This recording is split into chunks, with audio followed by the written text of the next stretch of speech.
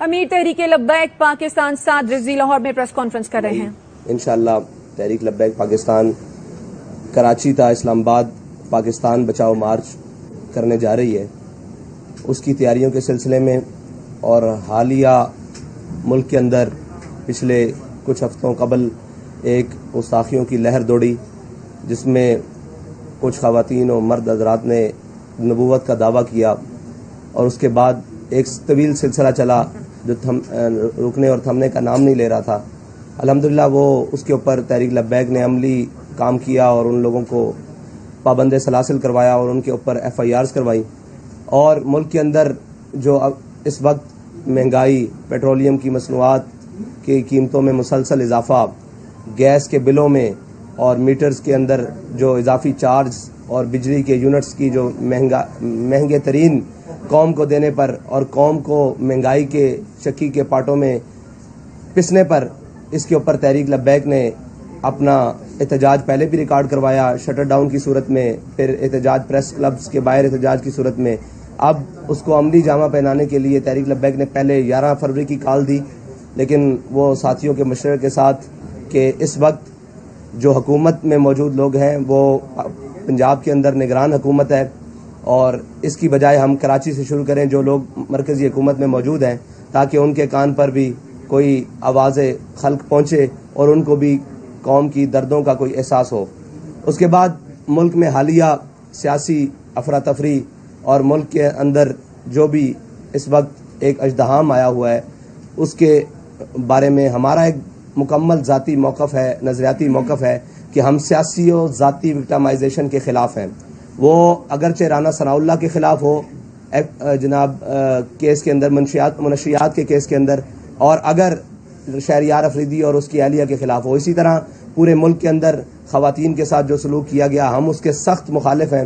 لیکن جو PTI کی قیادت نے اور PTI کے رہنماؤں نے اس ملک کے ساتھ کیا، اس ملک کی تنصیبات کے ساتھ کیا، چیزوں کے ساتھ کیا، روڈوں کے ساتھ کیا، ہم اس سے زیادہ مخالف ہیں. اور پاکستان کے اندر گرفتاریاں ہوئیں، احتجاج بھی ہوئی، لیکن پاکستان کی بنیادی چیزوں کے خلاف کھڑے ہونا، اس کو ہم سمجھتے ہیں کہ پاکستان کو جغرافیائی پہلے سارا کچھ تھا اور سرحدی ہمیں خطرات تھے، لیکن آج بین الاقوامی سازشوں نے پاکستان کو اس حد تک پہنچا دیا ہے کہ اب پاکستان اندرونی سازشوں کا بھی شکار ہے. اور اس کے خلاف بھی تحریک لبیک پاکستان اپنا ایک بنیادی اور نظریاتی موقف یہ رکھتی ہے کہ ہم کسی بھی ایسی چیز کو جو پاکستان کو اندرونی طور پر کمزور کرنے کی کوشش کرے گی، اس کے خلاف تحریک لبیک پاکستان ہمیشہ میدان عمل میں کھڑی رہے گی. وہ اگرچہ سیاسی بات ہو، وہ اگرچہ نظریاتی بات ہو، یا پاکستان کی اساس کے خلاف یا اس کے کسی بھی چیز کے خلاف ہوگی، تحریک لبیک پاکستان اس کے خلاف عملاً بھی کھڑی رہے گی. اور اس کے بعد PTI کے کارکنان اور ذمہ داران ملک کے ساتھ جو 76 سال سے کیا گیا ہے، قوم ایک مسیحا کے انتظار میں ہے. اگرچہ عمران خان نے اس کو اپنے طور پر مسیحائی کرنے کی کوشش کی، نواز شریف نے کوشش کی، پرویز مشرف آیا اس نے ایمرجنسی کے تھرو کوشش کی، ضیاء الحق آیا اس نے مارشل لا کے ذریعے کوشش کی، بھٹو صاحب آئے انہوں نے جناب ایک اپنا نظریہ روٹی کپڑا مکان کے ذریعے کوشش کی قوم کی مسیحائی. قوم تو ہر ایک کو مسیحا سمجھ کر اس کے پیچھے لگنے کے لیے تیار ہے، اور قوم نے ان کا ساتھ بھی دیا. آج عمران خان نے آواز اٹھایا کہ میں ان چوروں کے خلاف ہوں، اٹھائی اور ان چوروں کے خلاف ہوں، تو عمران خان کے ساتھ بھی قوم کھڑی ہو گئی. لیکن بدنصیبی قوم کی یہ ہے کہ قوم کو آج تک وہی لیڈر ملے جنہوں نے ووٹ کو عزت دو کی بات کی، لیکن اپنا ویزا لے کر، اپنی ٹکٹ لے کر باہر لندن میں جا کر بیٹھ گئے اور اپنے بھائی کو وزیر اعظم بنوا لیا. اور اسی طرح عمران خان اٹھا اور اس نے کہا کہ میں قوم کی مسیحائی کروں گا، اور میں قوم کا گلہ نہیں ہے، قوم کے بچوں کا گلہ بھی نہیں ہے.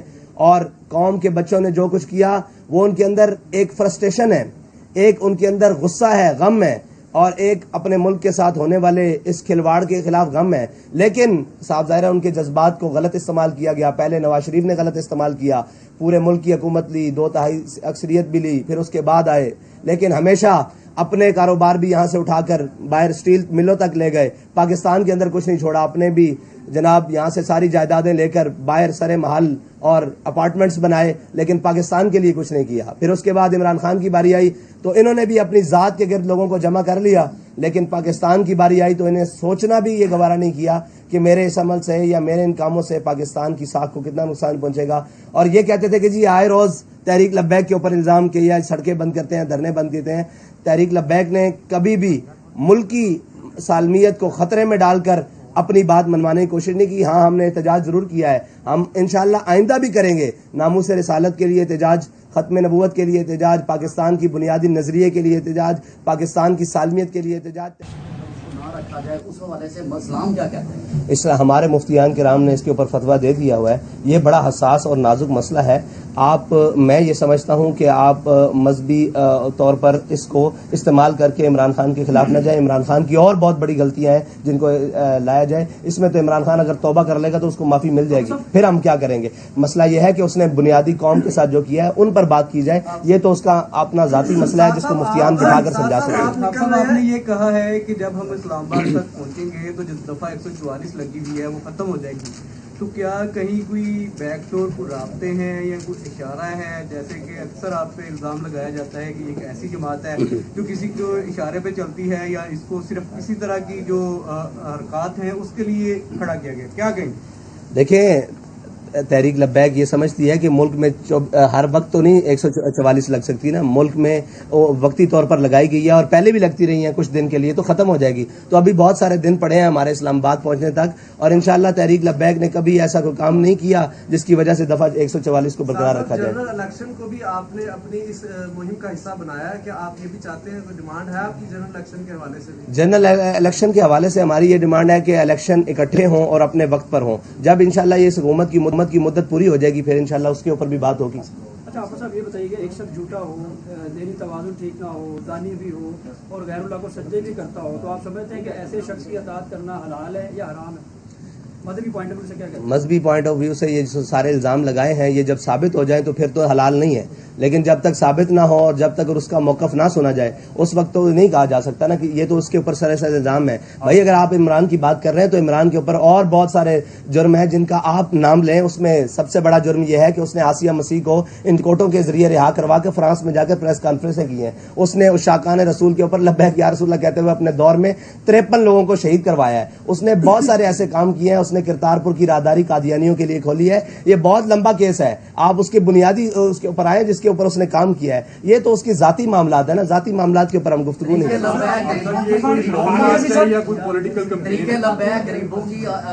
پارٹی ہے, میں یہ کہہ رہا ہوں آپ نے مہنگائی کے حوالے سے, پیٹرولیم کے حوالے سے سارا کام کیا. اس کے تناسب میں اب جو لوگوں کو گرفتاری کرنی پڑی, آپ کو کیا لگ رہا ہے یہ مقامات عمل نہیں ہے کہ جب پی کی حکومت تھی انہوں نے بھی ایسی سیاسی جماعتوں کے ساتھ اسی طرح کیا تھا, ان کے ساتھ بھی اسی طرح؟ جی بالکل, یہ مقافات عمل بھی ہے اور یہ ان کی سیاسی غلطیاں بھی ہیں جن کا ان کو خمیازہ ہر طور پر بھگتنا پڑے گا کہ انہوں نے اپنے قوم کے بچوں کے ساتھ کیا کیا. اس وقت بھی ہم نے کہا تھا کہ تلک الایام نداولها بین الناس, اللہ تعالیٰ لوگوں کے درمیان دن پھیر دیتا ہے. جس چیز کا جس بات کا الزام انہوں نے ہم پر لگایا, یہ فوج مخالف ہیں, یہ امریکہ سے فنڈنگ لے رہے ہیں, وہ کون سا الزام بچا ہے جو ان کے اوپر نہیں آ رہا. تو اقتدار میں رہنے والوں کو آج بھی ہم جو اقتدار میں ان کو بھی کہہ رہے ہیں کہ بھائی آپ بھی خیال سے چلو, کل یہ دن آپ کے اوپر بھی آ سکتے ہیں. ہم تو 5 مرتبہ بھگت چکے ہیں. کون سا کام ایسے ابرپٹلی ہو گیا ہے؟ مہنگائی تو بڑی دیر سے چل رہی ہے, پی ڈی ایم کے دور میں بھی چل رہی ہے, عمران خان کے دور میں بھی چل رہی ہے. کون سا کام ہو گیا کہ آپ نے لانگ مارچ کا اعلان کر دیا, وہ بھی کراچی سے؟ بھائی ہم نے تو اس کا اعلان پہلے 3 مہینے سے تیاری کی ہے, اور سب سے پہلے ہم نے شٹر ڈاؤن کی آپ کو بتایا کال دی ہے, اور یہ صاف ظاہر ہے کام ہو نہیں گیا. پیٹرول کی قیمت جو 2 گنا سے بھی زیادہ بڑھ گئی ہے, بجلی کے جی نہیں, یہ تو مذاق ہے نا قوم کے ساتھ کہ مطلب 30 روپے 25 روپے بڑھا کر 12 روپے کم کر دینا, 20 روپے بڑھا کر 10 روپے کم کر دینا. 12 فروری کو جب ہم نے اعلان کیا تھا اس وقت پیٹرول کی قیمت 249 روپے تھی, آج 270 روپے ہے. آپ یہ دیکھیں یہ قوم کے ساتھ مذاق ہے. اور اسی طرح ڈیزل کی قیمت اس وقت آج سے 10 یا 15 روپے کم تھی, جو انہوں نے بیک وقت 30 روپے کم کیا ہے. تو یہ تو قوم کے ساتھ مذاق ہے کہ کوئی احتجاج کے لیے نکلے تو آپ فوراً 10 روپے 5 روپے کم کر دیں, اور جب کوئی نہ بولے تو آپ 15-20 روپے بڑھا دیں. اچھا حافظ صاحب یہ بتائیے گا قوم کی بیٹیوں کو تو سڑکوں پر لایا جا رہا ہے جبکہ خود اپنی جو بیوی ہے ان کو 7 پردوں میں عدالت میں لایا جا رہا ہے. یہ تو قوم کو سوچنا چاہیے نا, یہ قوم کو سوچنا چاہیے کہ ان کی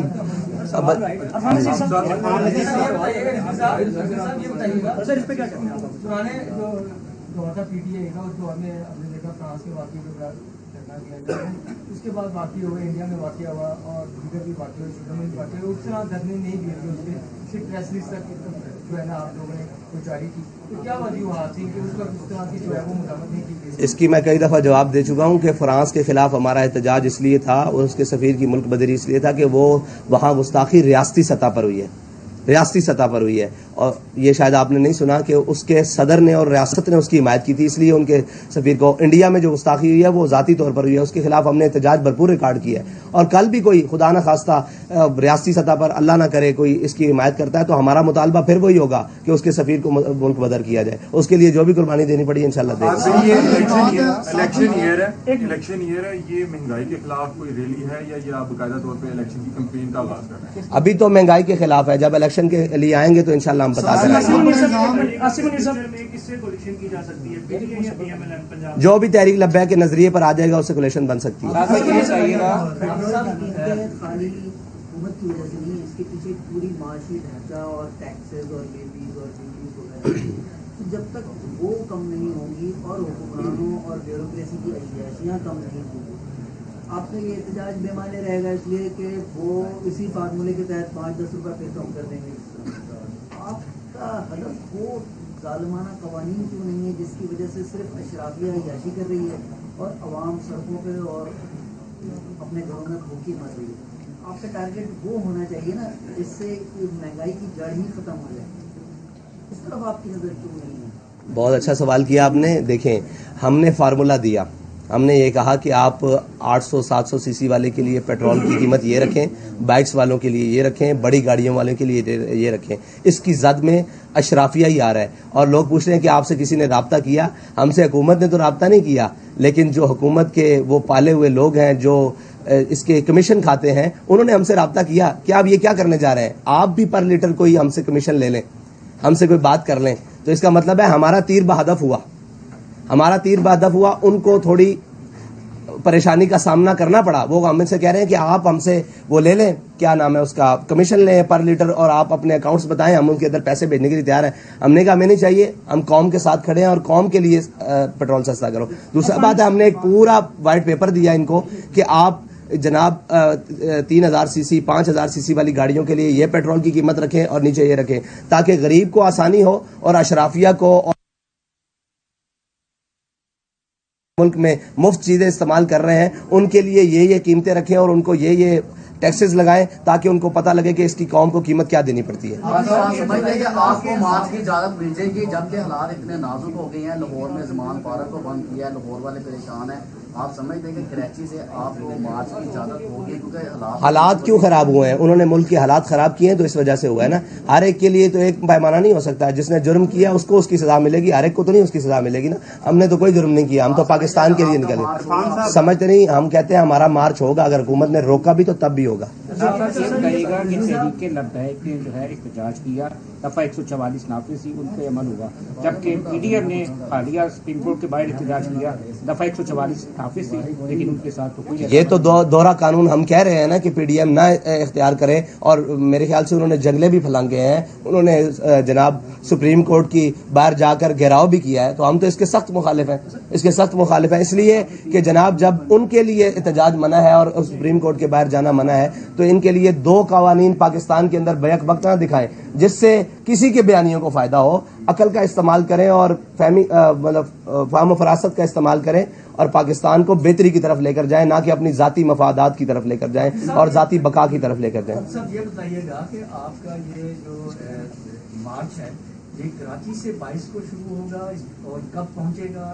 کتنے دنوں میں اسلام آباد پہنچے گا, اور دوسرا یہ بھی بتا دیجیے گا کہ یہ آگے جو دھرنے کی شکل بھی اختیار کر سکتا ہے, کتنے دن کا شیڈول اس کا بتا. جی ہمارا روٹ پلان موجود ہے, وہ آپ کو دے دیا جائے گا سوشل میڈیا اور میڈیا کے ذریعے بھی, اور پیپرز میں بھی انشاءاللہ روٹ پلان وہ ساری چیزیں ہیں, جی ٹی روڈ کے تھرو آ رہے ہیں. اور دوسری بات ہے کہ